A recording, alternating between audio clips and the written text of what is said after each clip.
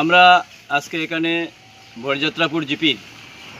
Chandpur part 4 এবং group number 5 আমরা সারা ভারত কৃষক সভা কাচার জেলা কমিটির পক্ষ থেকে আমরা এখানে এসে দেখলাম এবং এখানে এসে জানতে পারলাম যে এখানকার যারা গরিব মানুষ তারা যে বর্তমানে সরকার বন্যার ফলে যে রিলিফ বন্টন হয়েছে সেই রিলিফ বন্টন থেকে তারা বঞ্চিত এবং এখানকার যারা কৃষকরা রয়েছে কৃষকরা বর্তমানে দুইবার বন্যার ফলে যে কৃষকরা আজকে তারা বীজ ধানের বীজ এগুলো পাওয়ার কথা এখন পর্যন্ত কৃষি বিভাগ থেকে কোনো বীজ বন্টন করা হয়নি এবং তাদের কোনো কৃষি বিভাগ থেকে কোনো খবরাখবর নেওয়া হয়নি এবং বন্যার ফলে অনেক পশু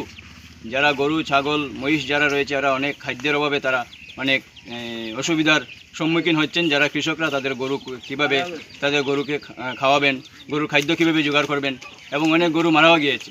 ফলে এখানে যে পশু খাদ্য অনেক পশু বিভাগ থেকে বন্টন করা হচ্ছে, কিন্তু এই এলাকাতে এই জিপিতে 5 নম্বর গ্রুপে চাঁদপুর পার্ট 4-এ কোনো পশু খাদ্য বন্টন করা হয়নি। এই যে অবস্থা, সেই অবস্থায় আমরা সারা ভারত কৃষক সভা কাচার জেলা কমিটির পক্ষ থেকে জেলা শাসকের কাছে দাবি করছি যে অতি সত্বর যাতে এই গ্রামে, এই গ্রামাঞ্চলের যে গ্রামটা বরযাত্রাপুর জিপির যে গ্রাম রয়েছে বরযাত্রাপুরের এবং এই চাঁদপুর পার্ট 4 এবং 5 নম্বর গ্রুপ, এই গ্রুপে যাতে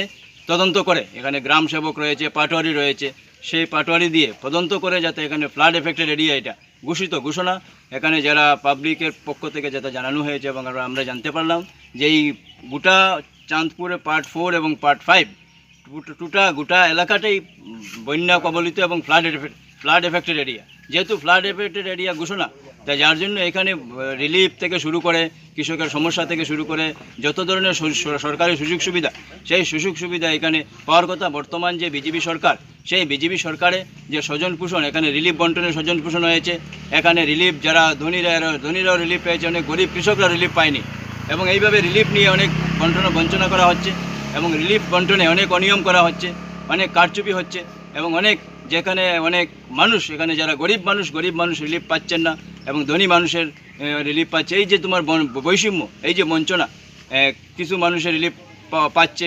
কিছু মানুষে পাচ্ছেন না, এই যে বঞ্চনা, সেই বঞ্চনার প্রতি সরকারের দৃষ্টি আকর্ষণ করা দরকার এবং আমরা সারা ভারত কৃষক সভা কাচার জেলা কমিটি থেকে সরকারের কাছে দাবি করছি যে তদন্ত করে অতি সত্বর তাদের এই সমস্যার কথা চিন্তা করে, তাদের দুঃখ দুর্দশার কথা চিন্তা করে এখানে রিলিফ থেকে শুরু করে পশুখাদ্য থেকে শুরু করে এবং ধানের বীজ বন্টন থেকে শুরু করে সবাই যাতে সময়মতো পায়, তার জন্য সরকারের দৃষ্টি আকর্ষণ করছে অতি সত্বর তার বিবেক ব্যবস্থা করার জন্য।